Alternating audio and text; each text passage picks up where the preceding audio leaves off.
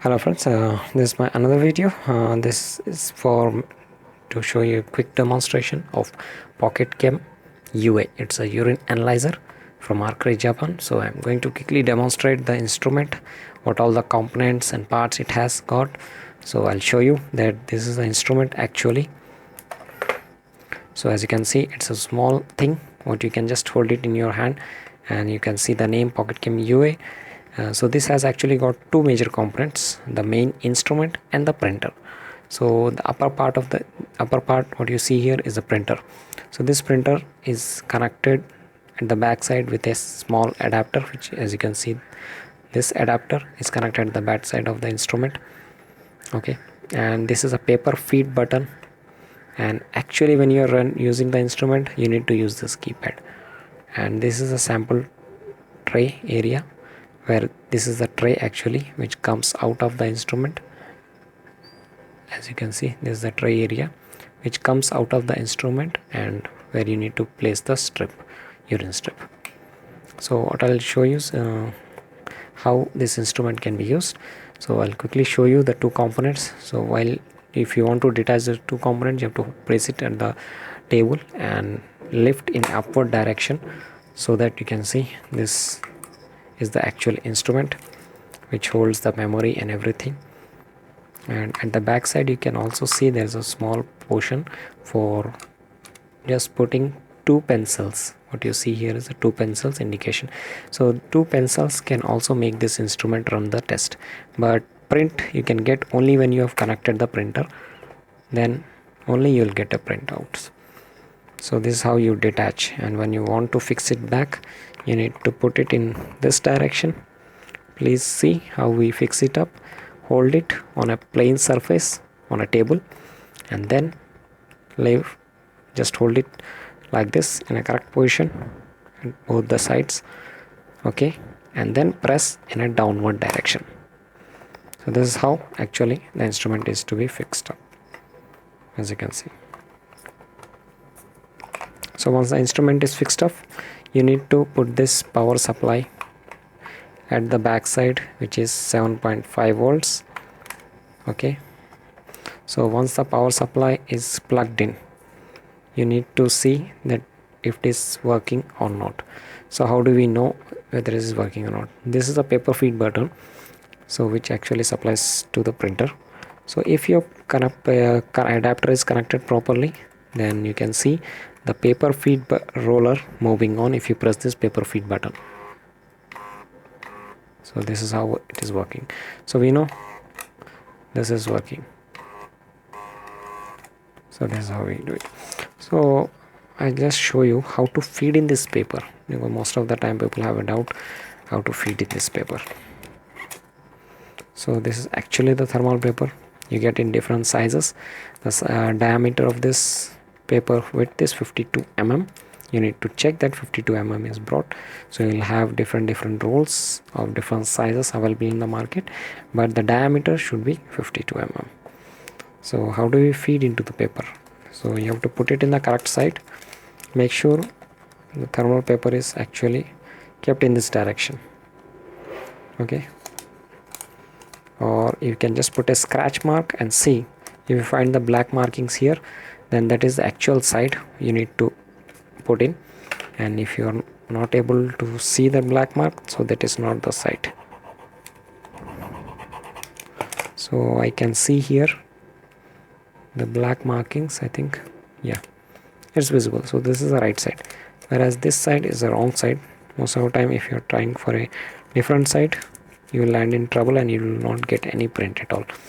So before feeding in the paper, you need to make sure that you cut it in a triangle shape, so that it's easy for you to insert the paper, right, like this, and cut it with the help of a scissor.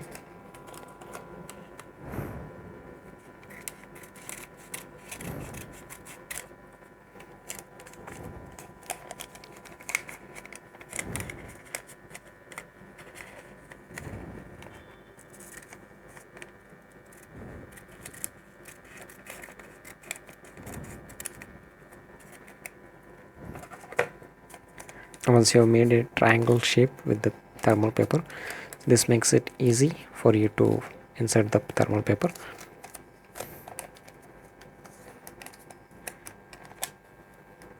So make sure you put it just below the roller.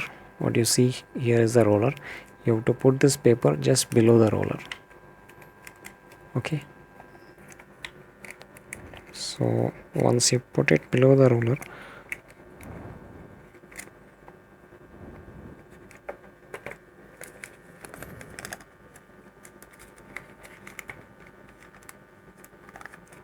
press this feed button, what you see here, and you see the paper coming out of this position. So just hold it and keep holding it,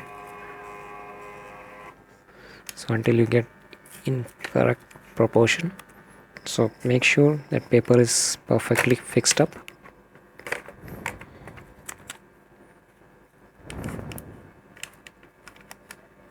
So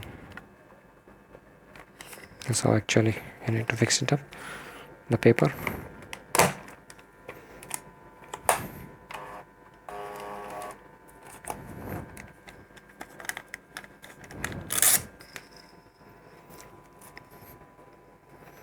So once the paper is feeding, you can see, I'll show you the power button. So this is the actually power button, what you see here, circle shape, and you see a diamond shape button which is actually to run the test, and you see a yellow button which is actually for cancelling the test, and you see this enter button, enter symbol, this is for selecting the options. And to go into menu, you can use 6 or 4 key buttons. You get into the menus, and after getting into the menu, 2 and 8, you see the arrow mark at the bottom of 2 and arrow mark just above 8. So these two work functions as select scrolling up and down option. Okay, so this is how. So once you keep holding this power button for 2 seconds, the instrument gets switch on. So I'll just show you how to switch on the instrument.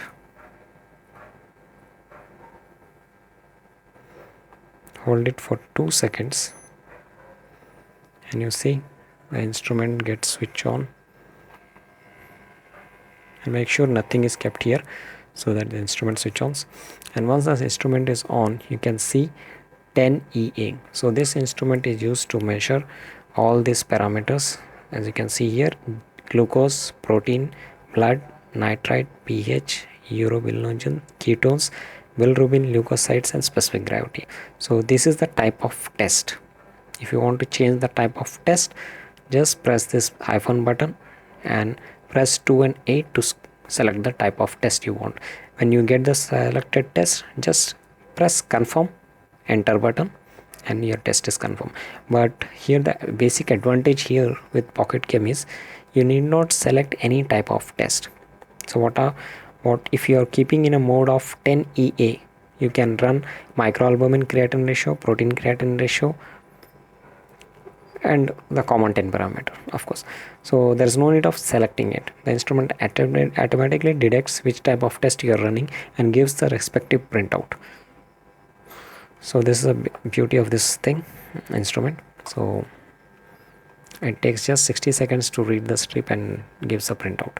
So how it works is just you need to put up the instrument. So once the instrument switch on, you need to have a urine sample for doing the test. So right now I'm having a urine sample with me so that we can run a test and show you how it actually works and how the 10EA box looks like. This is the 10EA auction specs. So as you can see, all the parameters like glucose, protein, bilirubin, urobilinogen, specific gravity, pH, blood, ketones, nitrite, leukocytes. Okay, so this is, I'll just take out one strip out of this box and I'll show you how it actually looks. So this is how the 10 parameter strip looks like.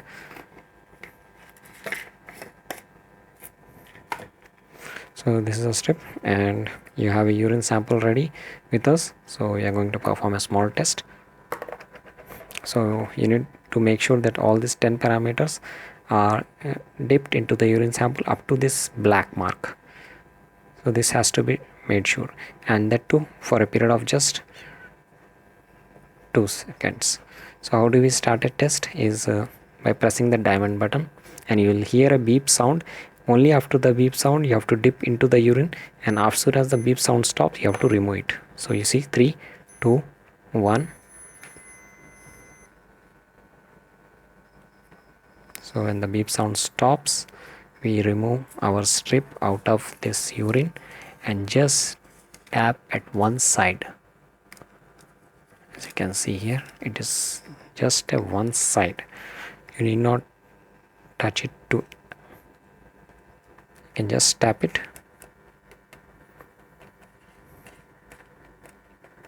The extra urine to remove. Okay. So once you have removed, just keep it back into the tray where you can find a slot and close this shutter. And you see the test running, and it has been scanned.